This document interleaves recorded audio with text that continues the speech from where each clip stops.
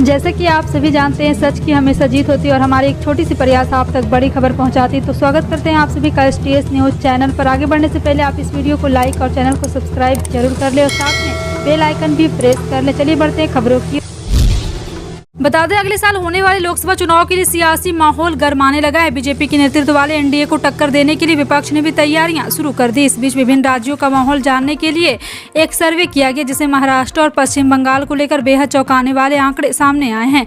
Times now ETC की ओर से किए गए इस सर्वे में बीजेपी, TMC और महाविकास अघाड़ी गठबंधन में नेक टू नेक फाइट होने वाली है। सर्वे के मुताबिक महाराष्ट्र में MB और बीजेपी की कांटे की टक्कर रहने वाली है। वाराणसी की ज्ञानवापी मस्जिद में सर्वे को लेकर सुप्रीम कोर्ट ने बुधवार शाम 5 बजे तक के लिए रोक लगा दी। इस दौरान मस्जिद कमेटी को हाई कोर्ट जाने का मौका दिया गया है। ज्ञानवापी मस्जिद का प्रबंधन देखने वाली अंजुमन कमेटी के यहां पे एक बार फिर से लगातार जो भी फैसला लिया जा रहा है। वाराणसी जिला अदालत के आदेश के खिलाफ याचिका दायर की थी, जिस पर सुनवाई के दौरान सुप्रीम कोर्ट ने यह आदेश दिया। देश में एक बार फिर जातिगत जनगणना को लेकर हलचल शुरू हो गई है। दरअसल इस बार मध्य प्रदेश और में विधानसभा चुनाव से पहले कांग्रेस ने घोषणा कर दी है कि पार्टी की सरकार बनने पर प्रदेश में जातिगत जनगणना कराई जाएगी। इससे पहले बिहार सरकार भी इस तरह का सेंसस करा रही थी, लेकिन पटना हाईकोर्ट ने इस पर अंतरिम रोक लगा दी। पिछले कुछ समय से जातीय जनगणना राजनीति के केंद्र बना हुआ है। मणिपुर अखंडता समन्वय समिति का कहना है कि यूरोपीय संसद द्वारा 13 जुलाई को मणिपुर हिंसा पर अपनाया गया प्रस्ताव गलत और भ्रामक दृष्टिकोण से प्रेरित था।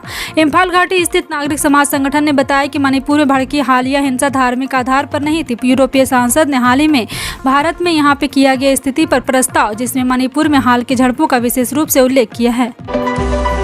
सुप्रीम कोर्ट ने प्रवर्तन निदेशालय द्वारा जांच किए गए मनी लॉन्ड्रिंग मामले में दिल्ली के पूर्व मंत्री सत्येंद्र जैन की अंतरिम जमानत सोमवार को 5 सप्ताह के लिए बढ़ा दी।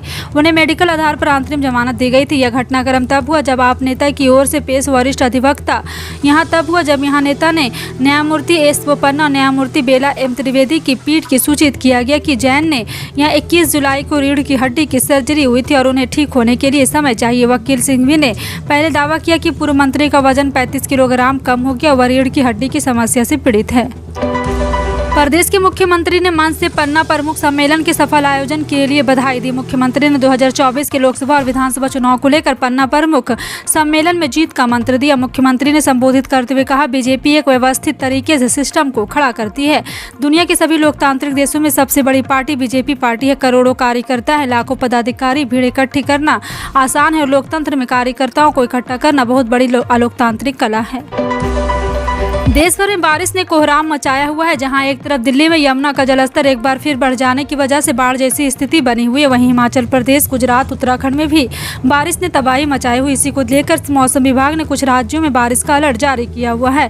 IMD के मुताबिक हिमाचल प्रदेश, उत्तराखंड, पंजाब, राजस्थान, उत्तर प्रदेश, मध्य प्रदेश में 24 जुलाई को भारी बारिश का अलर्ट जारी किया गया है।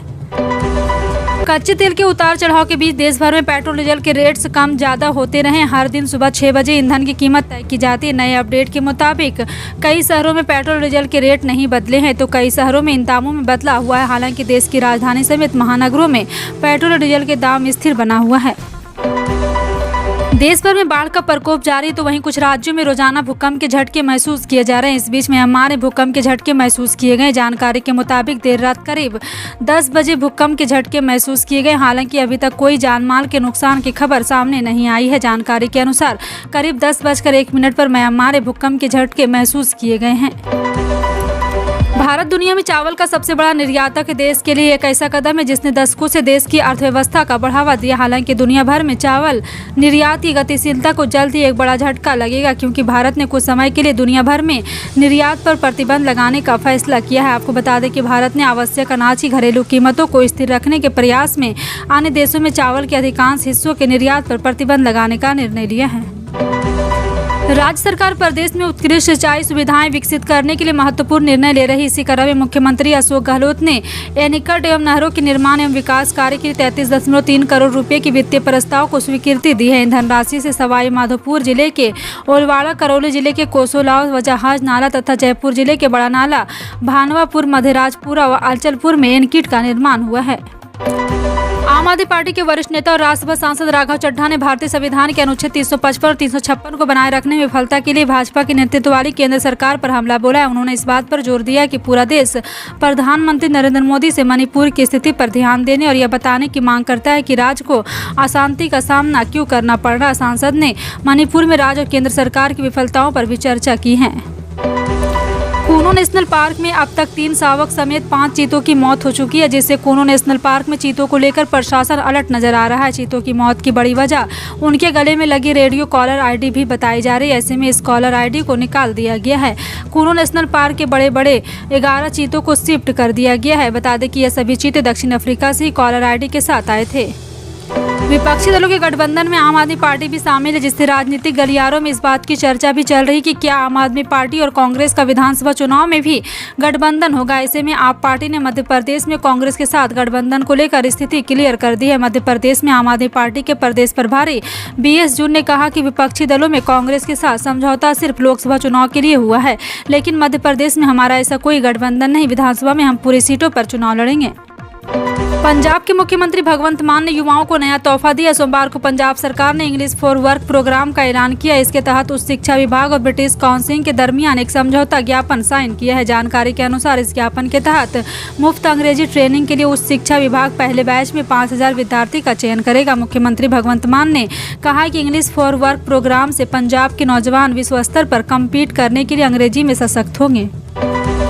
लोकसभा चुनाव 2024 नजदीक आता देख उत्तर प्रदेश की राजनीति में कई घटनाक्रम दिखाई दे रहे। सुहेलदेव भारतीय समाज पार्टी और सपा के विधायक रहे। दारा सिंह चौहान के भाजपा में शामिल होने के बाद सोमवार को कई विपक्षी नेताओं ने भाजपा का दामन थामा। आगामी लोकसभा चुनाव में विपक्षी महागठबंधन को देखते हुए भारतीय जनता पार्टी उत्तर प्रदेश में अपना विस्तार कर रही है।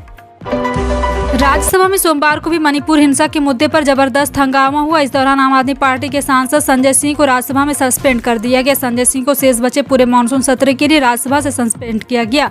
दरअसल राज्यसभा में विपक्ष के अधिकांश सांसद मणिपुर हिंसा पर विस्तार से चर्चा कराने की मांग कर रहे थे। विपक्ष का कहना है कि प्रश्नकाल समेत राज्यसभा की सारी कार्रवाई को रद्द करते हुए सर्वप्रथम मणिपुर हिंसा पर विस्तार से चर्चा की जाए। हैदराबाद पुलिस ने चीनी ऑपरेटरों से जुड़े एक बड़े धोखाधड़ी गिरोह का पर्दाफाश किया, जिसमें 1 साल से भी कम समय करीब 15,000 भारतीयों को 700 करोड़ रुपए से अधिक का चूना लगाया गया था। पुलिस ने कहा है कि पैसा दुबई के रास्ते चीन भेजा गया था और इसमें से कुछ रकम लेबनान स्थित आतंकवादी समूह हिजबुल्लाह द्वारा संचालित खाते में भेजे गए। राजस्थान की राजनीति में गहलोत सरकार को बर्खास्त मंत्री राजेंद्र गुढ़ा की लाल डायरी ने हंगामा मचा रखा। इस साल लाल डायरी को लेकर आज विधानसभा में जमकर बवाल मचा। उसके बाद अब इस साल लाल डायरी को लेकर कई तरह के सवाल उठ रहे हैं। केंद्रीय जल शक्ति मंत्री गजेंद्र सिंह शेखावत का कहना है कि ऐसा कहा जा रहा है कि लाल डायरी में गहलोत सरकार को बहुत सारे रहस्य छिपे हैं। दाल में कुछ काला है। गरीब का जो पैसा इधर उधर किया गया उसके हिसाब किताब उस डायरी में है। मध्य प्रदेश से भाजपा को लगता है कि मुख्यमंत्री लाडली बहना योजना के साथ उसने माहौल को अपने पक्ष में कर लिया है। पार्टी सितंबर से राज्यभर में 5 यात्राओं का अभियान शुरू करेगी ताकि नए चेहरों को चुनने के लिए विधायकों की टिकटों की रिकॉर्ड संख्या में कटौती की जा सके। मध्य प्रदेश में प्रधानमंत्री नरेंद्र मोदी द्वारा प्रमुख परियोजनाओं का उद्घाटन भी किया जाएगा। गृह मंत्री अमित शाह और बीजेपी अध्यक्ष JP नड्डा दोनों समीक्षा के लिए इस हफ्ते भोपाल में रहेंगे। उत्तराखंड के मुख्यमंत्री पुष्कर सिंह धामी राज्य में सड़क कनेक्टिविटी को बढ़ाने के लिए प्रयासरत है। इसी के तहत उन्होंने नई दिल्ली में केंद्रीय सड़क परिवहन एवं राजमार्ग मंत्री नितिन गडकरी से मुलाकात कर उत्तराखंड में सड़क से संबंधित विभिन्न परियोजनाओं पर विस्तार से चर्चा की। इस दौरान मुख्यमंत्री धामी ने केंद्रीय मंत्री को कंडाली से बने स्टॉल के साथ ही राज्य के अन्य स्थानीय उत्पाद भी भेंट किए। ग्लोबल मार्केट में कमजोरी के बीच सोमवार को राष्ट्रीय राजधानी दिल्ली के सराफा बाजार में सोना 100 रुपये टूटकर 60,350 रुपये प्रति 10 ग्राम पर आ गया। पिछले कारोबारी सत्र में सोना 60,450 रुपये प्रति 10 ग्राम पर बंद हुआ था। चांदी भी 200 रुपये के नुकसान के साथ 77,000 रुपये प्रति 10 किलोग्राम पर। HDFC सिक्योरिटीज के विश्लेषक सौमित गांधी ने दिल्ली में सोने के भाव में नरमी आई है। यह 100 रुपये के नुकसान से 60,350 रुपये प्रति पर आ गया है। मोदी सरकार ने चीन के इलेक्ट्रिक वाहन विनिर्माता BYD को लेकर के एक चर्चा और उसकी भारतीय भागीदारी Megha engineering and infrastructure limited के लिए अरब डॉलर के निवेश से इलेक्ट्रिक वाहन संयंत्र लगाने के प्रस्ताव को खारिज कर दिया है। दिल्ली को उसके आसपास के शहरों से जोड़ने के लिए रैपिड रेल परियोजना शुरू की गई। इस योजना के लिए केंद्र सरकार के साथ साथ उन राज्यों को भी फंड देना है जहां से ये ट्रेन गुजरेगी। इसके लिए दिल्ली सरकार से इस प्रोजेक्ट के लिए फंड देने को कहा गया था। हालांकि पिछली सुनवाई में दिल्ली सरकार ने प्रोजेक्ट के लिए फंड देने में असमर्थता जाहिर कर दी थी। पूर्वोत्तर राज्य मणिपुर में हिंसा शुरू हुए लगभग 3 महीने होने वाले, लेकिन यहां तनाव कम होने के बजाय लगातार बढ़ता ही जा रहा। हाल ही में 2 महिलाओं के साथ हुई अभद्रता और यौन हिंसा का वीडियो वायरल होने के बाद हालात और बिगड़ गए। मणिपुर की उस घटना को प्रधानमंत्री नरेंद्र मोदी ने देश की बेइज्जती बताया है। साथ ही उन्होंने सभी राज्यों के मुख्यमंत्रियों से अपील करते हुए कानून व्यवस्था मजबूत करने की बात कही थी। देश के करोड़ों किसानों के लिए बड़ी खुशखबरी सामने आई। पीएम किसान सम्मान निधि की 14वीं किस्त जल्द ही किसानों को ट्रांसफर की जाएगी। इस हफ्ते किसानों के अकाउंट में पैसा आ जाएंगे। 13वीं किस्त का फायदा किसानों के 27 फरवरी को मिला था। अब 14वीं किस्त 2028 जुलाई को किसानों के अकाउंट में भेजे जाएंगे। देश के प्रधानमंत्री मोदी राजस्थान के दौरे पर रहेंगे और नागौर दौरे के दौरान किसानों के खाते में सम्मान निधि भेजेंगे। पीएम मोदी के इस कार्यक्रम में बड़ी संख्या में किसान भी मौजूद रहेंगे। फिलहाल आपका इन सभी खबरों पर क्या कहना है, कमेंट सेक्शन में टाइप करके जरूर बताएं। इसी तरह की पल पल की अपडेट जानने के लिए जुड़े हैं आप अपने NTS न्यूज़ चैनल से। मिलते हैं अगली बड़ी खबर में, तब तक के लिए जय हिंद।